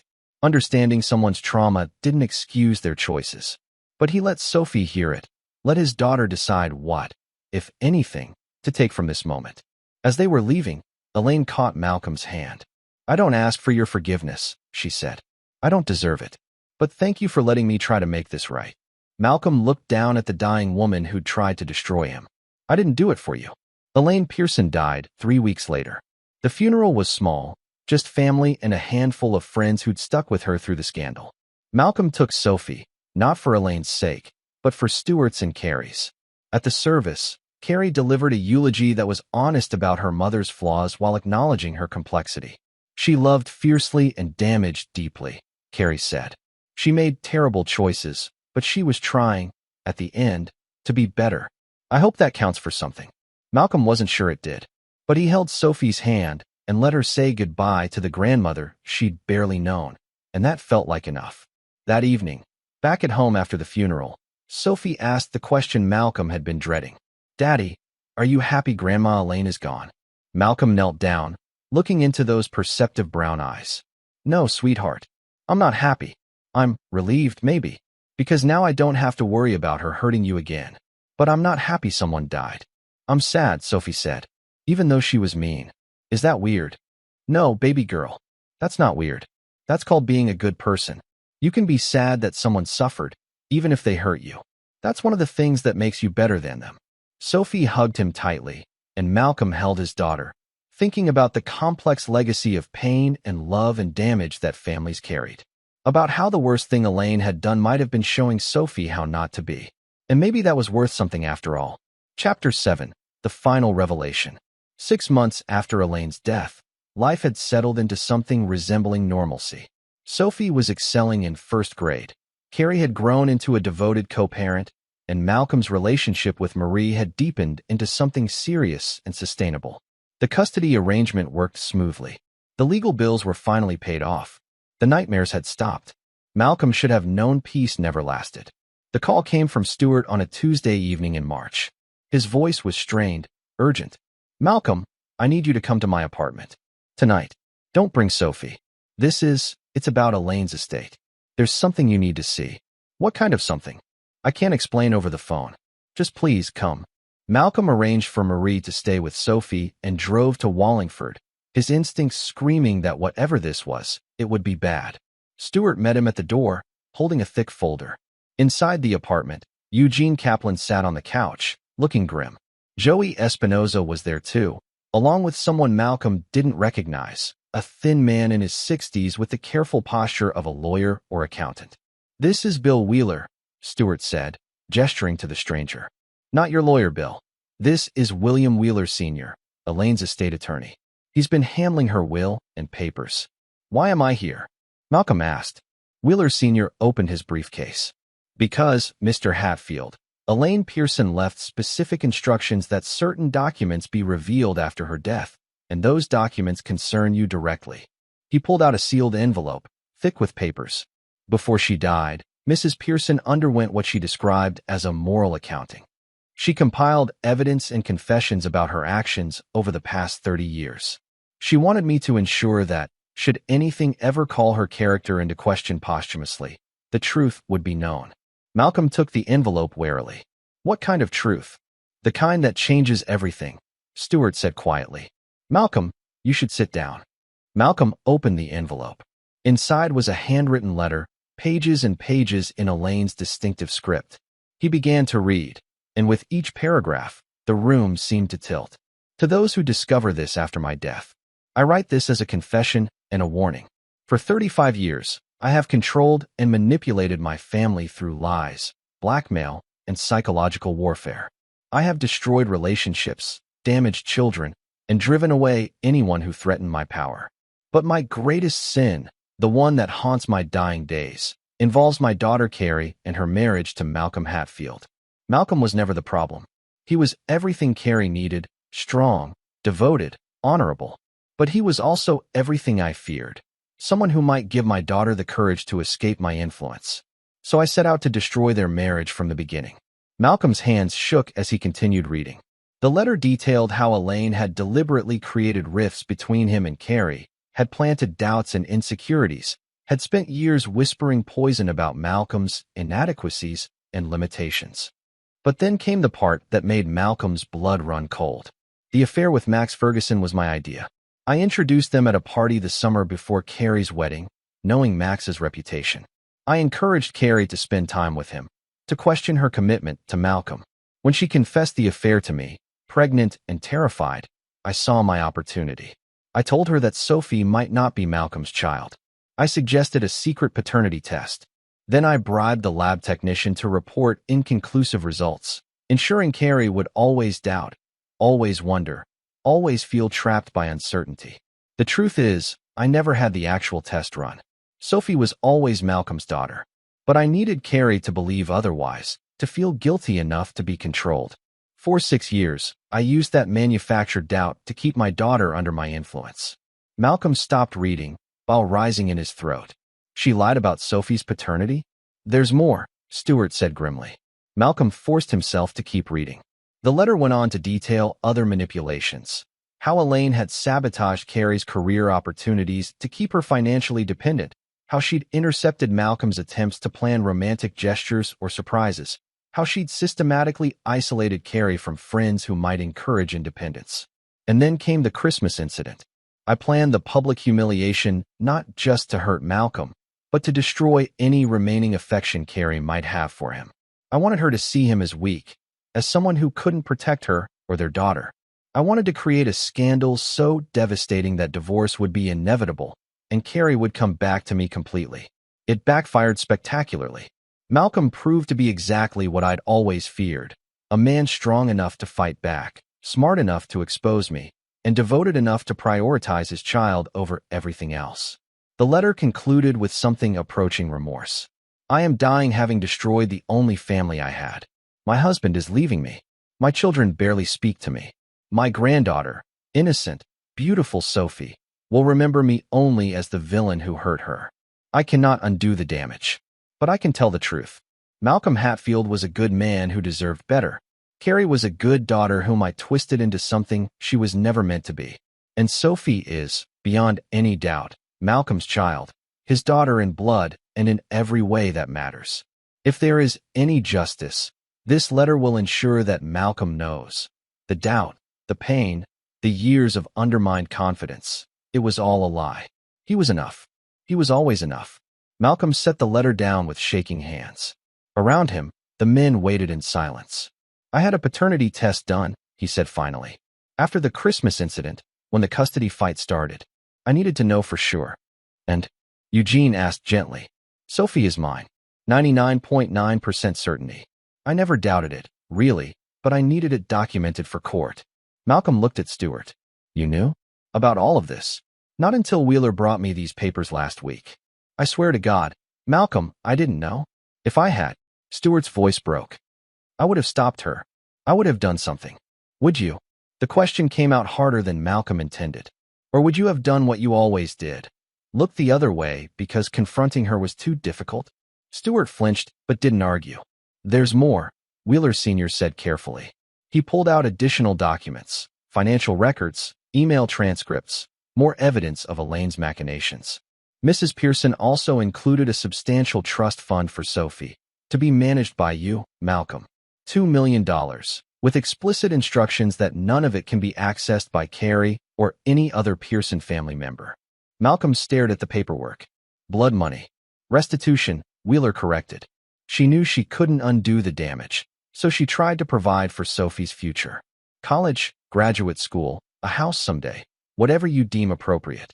I don't want it. With respect, Mr. Hatfield, it's not for you. It's for your daughter. And refusing it won't change what happened or make you morally superior. It'll just deprive Sophie of opportunities. Malcolm wanted to argue but couldn't. Because Wheeler was right, this wasn't about his pride. It was about Sophie's future. Fine, he said finally. I'll take it. For her. There's one more thing. Joey spoke up. Mom left letters for each of us. Mine basically admits that she groomed me to be a yes man. That she used my kids as pawns against you. That she's sorry for turning me into someone who stood by while a child was hurt. He rubbed his face. Carrie's letter is worse. I think you should read it, Malcolm. It explains a lot. He handed over another envelope. Malcolm opened it, finding a shorter letter addressed to Carrie. It began, My dearest daughter, by the time you read this, you'll know what I did to your marriage. I want you to understand why. The letter explained Elaine's own history. An abusive father, a mother who'd committed suicide, a childhood where love was conditional on perfection. She described how she'd married Stuart not for love but for security, how she'd seen Carrie as her second chance to create a perfect life, how Malcolm's presence had threatened that fantasy. I wanted you to fail at marriage so I wouldn't have to face my own failure. I wanted Malcolm to be inadequate so I could feel superior. I wanted Sophie to be rejected so you would never fully leave me. I was wrong. About everything. Malcolm is a better parent than I ever was. You could have been happy with him if I hadn't poisoned that well. And Sophie, God, Sophie deserved so much better from me. I'm writing this in the hope that someday you might forgive yourself for the choices I pressured you into. You are not me, Carrie. You never were. You have a chance to break this cycle, to be the mother I couldn't be. Don't waste it. Malcolm finished reading and looked up to find Joey watching him. Carrie hasn't seen this yet, Joey said. I wanted to show you first. Give you the chance to decide how to handle it. Why? Because you've earned that right. Because you're a better person than any of us have been. Because, Joey's voice thick, because I need you to know that some of us see what you did. You saved Sophie from becoming what we all became. Damaged, controlled, unable to break free. You're the hero in this story, Malcolm, even if it doesn't feel like it. That night, after returning home, Malcolm sat in Sophie's room watching her sleep. 7 years old now, peaceful and secure, dreaming whatever dreams filled the minds of happy children. He thought about Elaine's confessions, about years of calculated cruelty driven by her own trauma. He thought about how easily damage could be passed down through generations like a curse. But he also thought about how it could be stopped. Sophie would grow up knowing she was loved, wanted, valued. She would never doubt her worth because Malcolm would spend every day of her life proving it. You're thinking too hard again. Marie's voice came from the doorway. She'd put Sophie to bed while Malcolm was out, had waited for him to return and explain. He told her everything. The letters, the confessions, the trust fund. Marie listened in silence, then came to sit beside him on Sophie's floor. You know what the saddest part is? She said finally. Elaine spent her whole life trying to control everything, and in the end, she lost it all. She could have just loved them, just been a decent grandmother and mother-in-law. That's all it would have taken. She didn't know how. Maybe, but that doesn't excuse what she did. Marie took his hand. What are you going to do with all this information? I don't know yet. Part of me wants to burn it all, pretend I never learned the truth. Part of me thinks Carrie deserves to know, deserves to understand how thoroughly she was manipulated. And the other part just wants to move forward. Use the trust fund for Sophie, build a good life, let the past stay buried. Malcolm looked at the woman beside him. This kind, patient teacher who'd somehow become his partner in rebuilding. What would you do? I'd tell Carrie, Marie said. Not to hurt her, but to free her. She spent years thinking she was weak for following her mother's influence. She needs to know the extent of the manipulation. That's not weakness. That's being a victim of calculated psychological abuse. Malcolm considered that. You're probably right.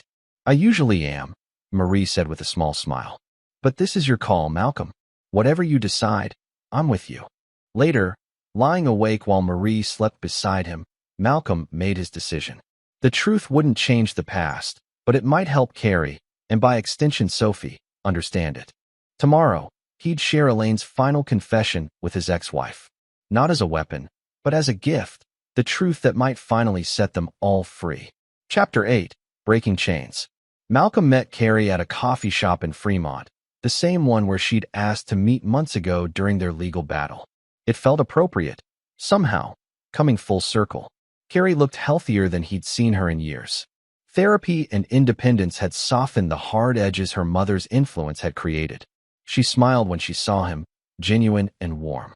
"This is a nice surprise," she said. "Sophie told me you two went to the zoo last weekend. Thank you for sending me photos.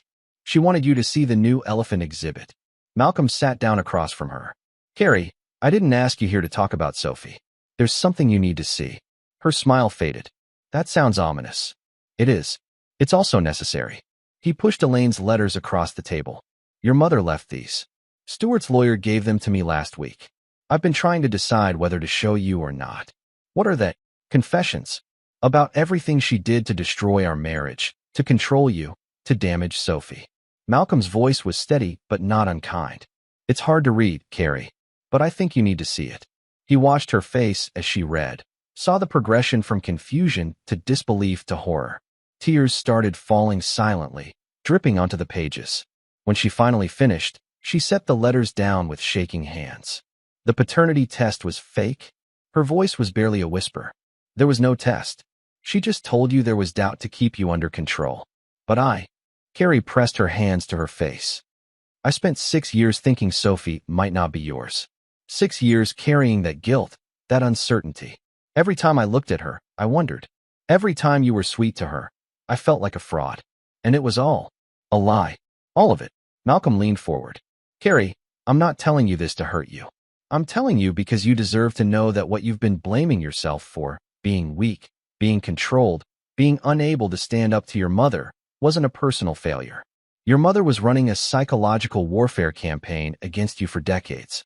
Nobody could have resisted that without help. I should have been stronger. You were a child raised by an abuser, then an adult still under that abuser's influence. There is no should have been. There's only what happened and what you do next." Carrie wept openly now, years of guilt and self-recrimination pouring out.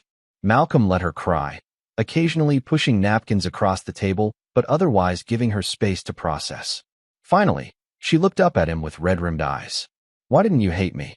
After everything I did, everything I helped her do to you and Sophie. Why didn't you destroy me the way you destroyed her?" "Because I remembered who you were before Elaine got her hooks back in. Because Sophie needs her mother. Because—" Malcolm paused, choosing words carefully. "Because I understood that you were a victim too, even when you were also being an attacker. That doesn't excuse what you did, but it explains it. Do you think you could ever forgive me?" "I already have, Carrie. Not because you deserve it yet. That's something you'll have to earn over years of being the mother Sophie needs. But because holding on to that anger was poisoning me.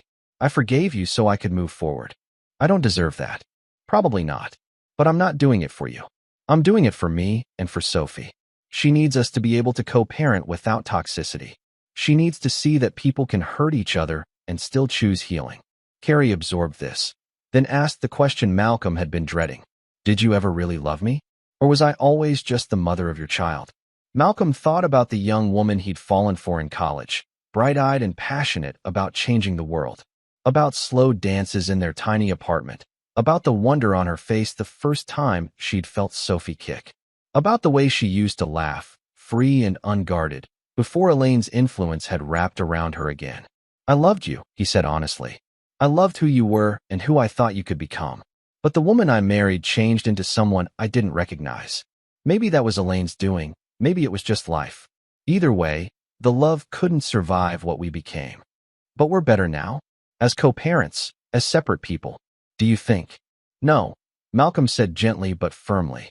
"Whatever we had is gone, Carrie. Too much damage, too much pain. We can be friends, eventually. We can be excellent partners in raising Sophie. But we can't be married again. That door is closed." She nodded, accepting it even as fresh tears fell. "You're with Marie, aren't you? Sophie mentions her a lot." "I am.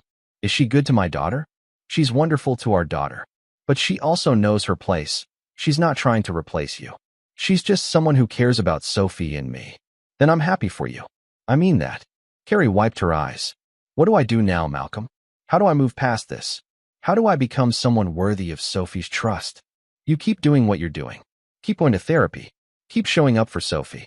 Keep being honest with yourself about your mother's influence and working to break those patterns. Malcolm stood to leave. And Carrie? Use the anger. Your mother stole years of your life. Years you could have been happy. Don't waste more years grieving what she took. Take what's left and build something better. A week later, Malcolm got a call from Joey Espinoza. Carrie told me you showed her the letters. That took guts. She deserved to know. Stuart's planning to do something with Mom's confession. Make it public, maybe. He wants to clear your name completely, show everyone what she did. What do you think? Malcolm had been expecting this. I think it would hurt Carrie and Kim more than it would help me. My name is already clear enough. Anyone who matters knows what happened. Making Elaine's confessions public would just reopen wounds. So you want him to keep it private? I want him to ask Carrie and Kim what they're comfortable with. If they want the truth out there, fine. But if they'd rather keep it between family, I support that too. You're a better man than I am, Joey said quietly. After what she did, I'd want the world to know. I already got my vindication. Anything more is just revenge, and I'm tired of revenge. In the end, Stuart decided to publish a condensed version of Elaine's confession in a local newspaper, anonymizing details but making clear that she had engaged in a years-long campaign of psychological manipulation against her family. The article framed it as a warning about how abuse could masquerade as care, how control could hide behind the mask of love. The response was mixed. Some people praised Stuart's honesty. Others criticized him for airing family matters publicly. A few accused Malcolm of orchestrating the confession posthumously, of being vindictive even in death. Malcolm ignored it all. He'd learned that public opinion was fickle and ultimately meaningless. What mattered was the people in his immediate circle. Sophie, Marie, the handful of friends who'd stood by him through everything. 3 months after Elaine's confession was published, Stuart invited Malcolm and Sophie to a family dinner at his apartment. Joey and his family were there. Kim and her fiancé, even Carrie, though she and Malcolm maintained careful distance. It was the first time they'd all gathered since the Christmas incident, and the atmosphere was tentative, careful. But then Sophie started telling a story about her school play, and gradually, naturally, the adults relaxed into something resembling normalcy. Malcolm watched his daughter hold court, her confidence and joy evident. She'd not only survived her grandmother's cruelty, she'd thrived despite it. She was funny, bright, empathetic, and completely secure in being loved. You did that, Stuart said quietly, coming to stand beside Malcolm. You saved her from becoming what we all were, damaged, controlled, unable to be fully ourselves. That's your legacy, Malcolm. Not the recordings, not the exposure, not the fight. Your legacy is that little girl who knows, without question, that she matters. Malcolm felt something loosen in his chest, a knot he hadn't known he was carrying. Thank you for saying that.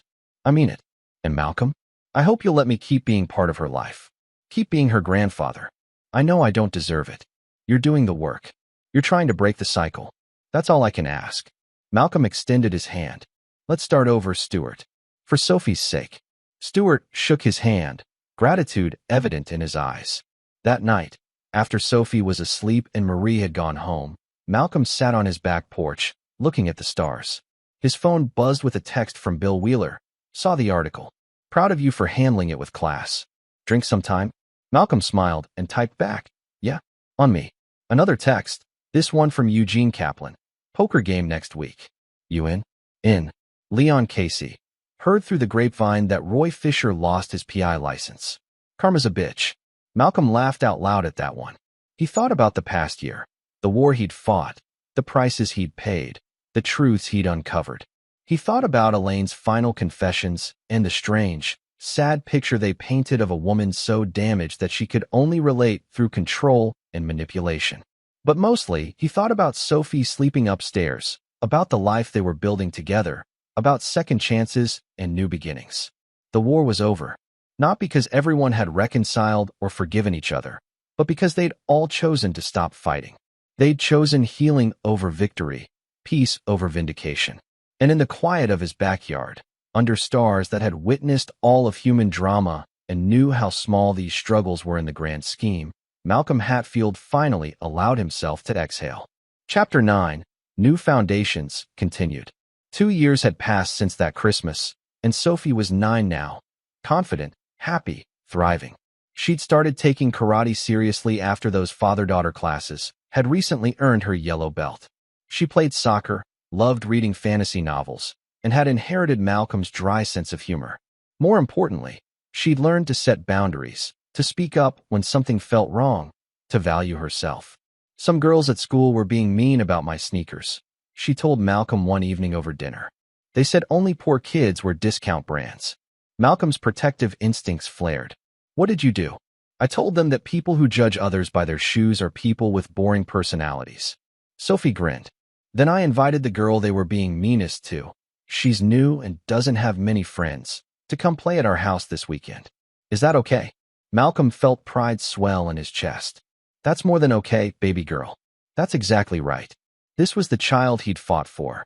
Not just protected, but empowered. Not just defended, but taught to defend herself.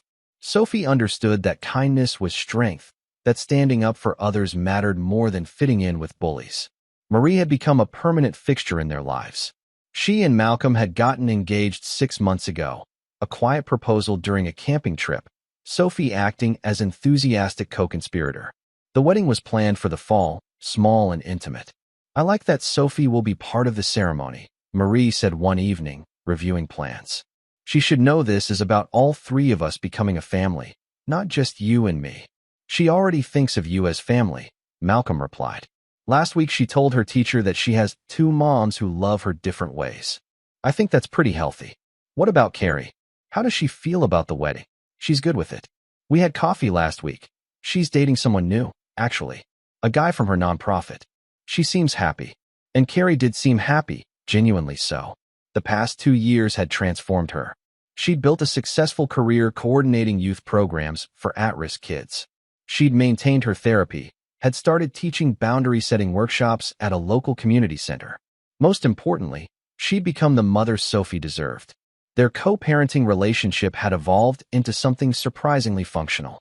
They attended school events together, coordinated schedules without drama, even occasionally shared family dinners when it made sense. The romantic love was gone, but a respectful partnership had replaced it. I'm grateful, Carrie had told him at one of those coffee meetings. For you not giving up on me. For showing me that I could be better than what my mother made me. You did the work, Carrie. I just gave you space to do it. No, you gave me a reason to do it. Sophie, every time I wanted to slip back into old patterns, I thought about her watching, learning from me. I couldn't let her see me be weak again. Stuart had become an integral part of Sophie's life, the grandfather he should have been from the start. He attended every soccer game, every karate tournament, every school performance. He'd set up a college fund for Sophie, separate from Elaine's trust, and spent hours helping her with math homework and science projects. You're good at this grandpa thing, Malcolm told him after one particularly successful school science fair. I'm making up for lost time, Stuart replied. And Malcolm, thank you for letting me try. Not every man would be that forgiving. I'm not forgiving for your sake. I'm doing it because Sophie deserves to have family who love her. You're trying to be that. That's enough. Joey Espinoza had become an unexpected friend. He and Malcolm grabbed beers monthly, sometimes talking about their kids, sometimes about nothing important. Joey had started his own therapy, was working through his relationship with his late mother's memory. I think about how easily my boys could have become like her, Joey admitted one evening. If I hadn't seen what she did to Sophie, if you hadn't exposed it, I might have kept enabling that cycle with my own kids. So don't, Malcolm said simply. Teach them to be kind. Teach them that cruelty is never acceptable, even from family. Teach them what you learned. I'm trying. Jenna and I both are. Joey took a long drink. You know what's weird? I think Mom would have respected what you did. The way you fought back, the way you won.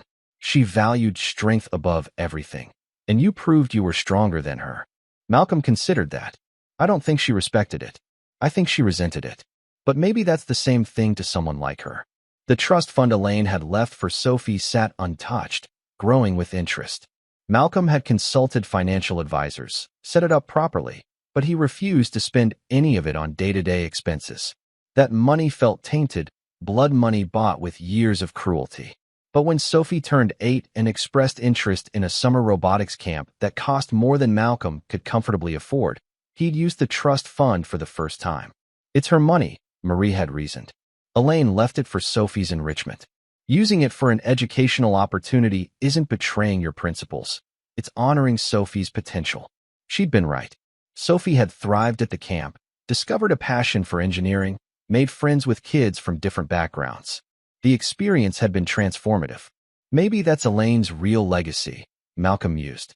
Not the damage she did, but the opportunities she funded for Sophie to heal from that damage. That's very philosophical of you, Marie teased. I have my moments. The nightmares had stopped, both Sophie's and his own.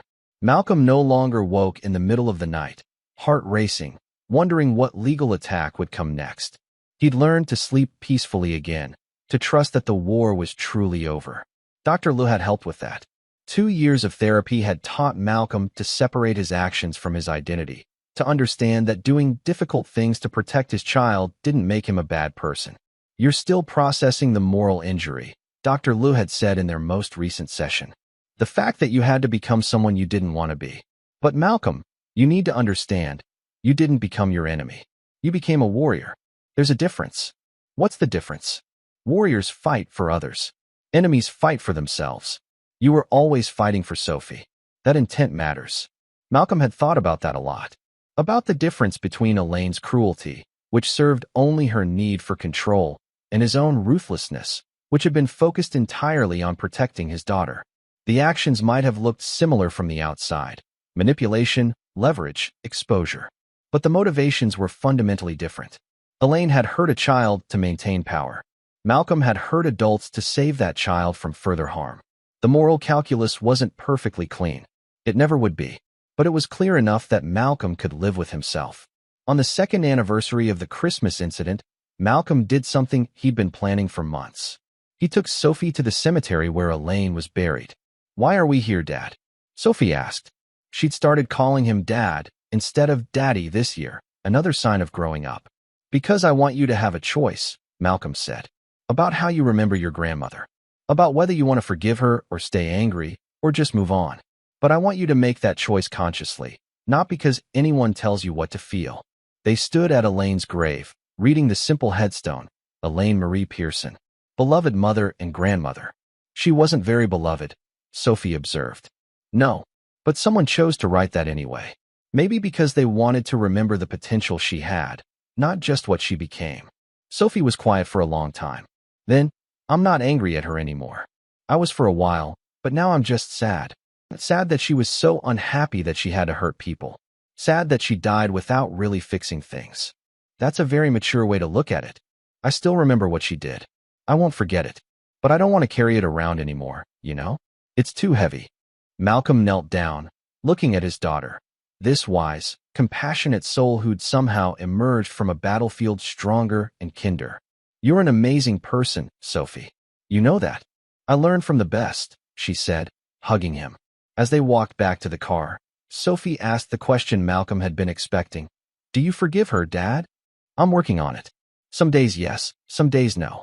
But I'm trying to get to a place where what she did doesn't have power over me anymore." "I think you're already there," Sophie said wisely. "You're happy. We're happy. That means she lost, and we won." Out of the mouths of children, Malcolm thought. She was absolutely right. The wedding in October was everything Malcolm and Marie had hoped for: small, intimate, full of laughter and love. Sophie served as joint maid of honor and ring bearer, taking her duties seriously while also sneaking cake before dinner. Carrie attended with her boyfriend Luis, sitting with Stuart and Joey's family. There was no awkwardness, no tension, just adults who'd been through hell together and come out the other side choosing peace. During his vows, Malcolm looked at Marie and said, "You came into my life during the darkest time, and you showed me that there was light ahead. You loved my daughter before you loved me, and that told me everything I needed to know about your character. I promise to spend the rest of my life being worthy of that light." Sophie started crying, happy tears, and that set off a chain reaction through the small gathering. At the reception, Stuart pulled Malcolm aside. "I have something for you." a wedding gift, but also something more. He handed Malcolm an envelope. Inside was a letter, handwritten on expensive stationery. Malcolm, 2 years ago, I thought my world was ending. My wife's actions had been exposed, my family was fractured, and I was forced to confront my own complicity in decades of dysfunction. You could have destroyed me completely. You had every right to. Instead, you gave me a chance to be better, to be the grandfather Sophie deserved. That grace, that choice, changed my life. I'm writing this because I want you to know, you won. Not just legally, not just in getting custody, but in every way that matters. You proved that strength doesn't require cruelty, that protecting your child doesn't require destroying everyone else. You showed me, showed all of us, what real integrity looks like. Elaine died bitter and alone because she never learned what you understood instinctively. That love is stronger than control, that kindness is more powerful than manipulation, that being a good parent means teaching your child to be better than the worst things done to them. Thank you for fighting for Sophie. Thank you for not giving up on our family, even when we didn't deserve your mercy. And thank you for showing me that it's never too late to change, to choose better, to break the chains that bind us to our worst selves. With deep respect and gratitude, Stuart. Malcolm read the letter twice, feeling something settle in his chest. This was what victory looked like. Not revenge, not destroyed enemies, but people choosing to grow, to heal, to become better versions of themselves. Thank you, he told Stuart. This means more than you know. You earned it. Everything you have now, the happiness, the peace, the love, you earned it by refusing to become what you were fighting against. Late that night, after the reception had ended and Sophie was asleep at Stuart's apartment, giving the newlyweds their wedding night alone, Malcolm and Marie sat on the porch of their new house. They'd bought it together, a 3-bedroom Craftsman in Fremont with a yard big enough for Sophie's soccer practice and Marie's garden. What are you thinking? Marie asked, curled against his side. That 2 years ago, I thought my life was over. I thought I'd lost everything except Sophie. And now, Malcolm gestured at the house, at the life they'd built. Now I have more than I ever imagined possible. You built this, Malcolm. You fought for it. We built it. You, me, even Carrie in her own way. Sophie, definitely. It took all of us choosing to move forward instead of staying stuck in anger and pain. Marie was quiet for a moment. Do you ever regret how you handled things? The recordings, the exposure, the leverage. Malcolm had asked himself this question 1,000 times. I regret that it was necessary. I regret that Sophie had to witness any of it. But the actions themselves? No. I did what I had to do to protect my daughter from someone who was actively trying to harm her. I'd do it again. Even knowing the cost. Even knowing the cost. Because the alternative was losing Sophie to people who didn't value her, who saw her as a tool or an inconvenience. That was never an option. You're a good man, Malcolm Hatfield. Don't let anyone tell you otherwise. I'm a man who did what he had to do. That's all. But even as he said it, Malcolm knew it was more than that. He'd been tested in ways he'd never imagined, had been forced to make impossible choices, had walked a moral tightrope between protecting his child and maintaining his own humanity. And he'd made it to the other side. Scarred, changed, but intact. With his daughter safe and thriving, his relationships healed or healing, and a future full of possibility. That was victory. Not the crushing of enemies or the accumulation of wins in court, but the simple, profound triumph of coming through hell with your soul intact and the people you love safe and whole. 3 months after the wedding, on a cold January morning, Malcolm received a call from Eugene Kaplan. I have news, Eugene said. Remember that security consulting job we discussed?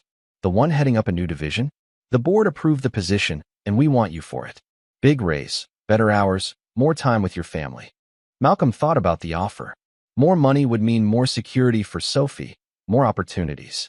Better hours would mean more time coaching her soccer team, helping with homework, being present. I'll take it, he said. When do I start? After hanging up, Malcolm sat in his home office, the room that had once been his war room, covered in legal documents and evidence. Now it held family photos, Sophie's artwork, his and Marie's books mingling on shelves. He thought about the scared, angry man who'd sat in this room 2 years ago, planning his counterattack, wondering if he'd lose everything. That man had believed that strength meant being ruthless, that winning required destroying your enemies completely. He'd learned better. Real strength was choosing mercy when revenge was possible. Real winning was building something better from the ashes of what was destroyed. Real power was teaching your child to be kinder than the cruelty they'd experienced. Malcolm opened his laptop and started typing an email to Dr. Lowe. I think I'm ready to reduce our sessions to monthly. Not because the work is done. I know it never really is. But because I'm ready to trust that I can handle things without constant support. You taught me that healing isn't about forgetting the past or pretending the damage didn't happen. It's about integrating those experiences into who you are and choosing to move forward anyway. Thank you for helping me find my way through the darkness. He hit send, then opened a new message to Bill Wheeler. Thank you for everything you did for me and Sophie. You fought like hell when we needed it most, and you helped me understand that sometimes the law is just a tool. What matters is how you use it and why. I'm in a good place now. We all are. That's because of you. Then one more email, this one to Carrie. Sophie wants to do a family dinner next week.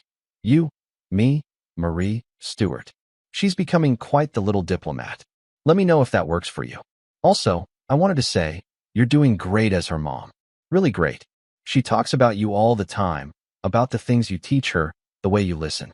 I know that wasn't easy to rebuild, but you did it. I'm proud of you. He'd never thought he'd write those words to Carrie, but they were true. She'd done the hard work of changing, of breaking free from Elaine's influence, of becoming the parent Sophie deserved. That deserved acknowledgement. Footsteps on the stairs announced Sophie's arrival home from school. She burst into the office, backpack flying. Dad, guess what? I got picked for the advanced math program. And Mr. Chun said my essay about strong women in history was the best in class. And she paused, taking in his expression. What's wrong? Nothing's wrong, baby girl. Everything's right. I just got offered a new job, and I was sitting here thinking about how lucky I am. Sophie climbed into his lap, 9 years old, but still his little girl. We're both lucky. We have each other. Yeah, Malcolm said, hugging his daughter tight. We do. And in that moment, in his home office that had witnessed so much pain and planning, Malcolm Hatfield finally understood the full measure of his victory. It wasn't recorded in court documents or bank accounts or public vindication. It was here, in his daughter's easy affection, in her confidence and kindness, in the knowledge that she was growing up secure in being loved. He'd fought a war and won, not by destroying his enemies, though he'd been willing to do that if necessary, but by refusing to let their cruelty define him or damage his child. By choosing, again and again, to build rather than burn, to heal rather than hurt, to protect rather than punish. The recordings that had started everything, the evidence of Elaine's conspiracy, sat encrypted on a drive in his safe. He'd never need them again. The war was over, the battles won, the peace secured. Malcolm Hatfield had earned his victory, not through violence or vengeance, but through unwavering love, strategic intelligence, and the unshakable conviction that his daughter deserved better than the cruelty this world had offered her. He'd given her that better life. And in doing so, he'd saved himself too. That was the real victory. That was the ending he'd fought for. And it was enough. 2 years later, Sophie Hatfield would write an essay for her middle school English class titled My Hero. She'd write about her father, about the Christmas that changed everything, about how real strength meant protecting people, not hurting them. She'd write about forgiveness and boundaries, about broken families that chose to heal. Her teacher would read it and cry. Malcolm would frame it and hang it in his office, a reminder that everything he'd done, every difficult choice, every sleepless night, every moral compromise, had been worth it. Because his daughter understood. She'd learned the lessons he'd tried to teach through action rather than words. That love was worth fighting for, that children deserved protection, that kindness and strength weren't opposites, but partners. And in the end, that was the only victory that mattered. This is where our story comes to an end. Share your thoughts in the comments section. Thanks for your time. If you enjoy this story, please subscribe to this channel. Click on the video you see on the screen, and I will see you there.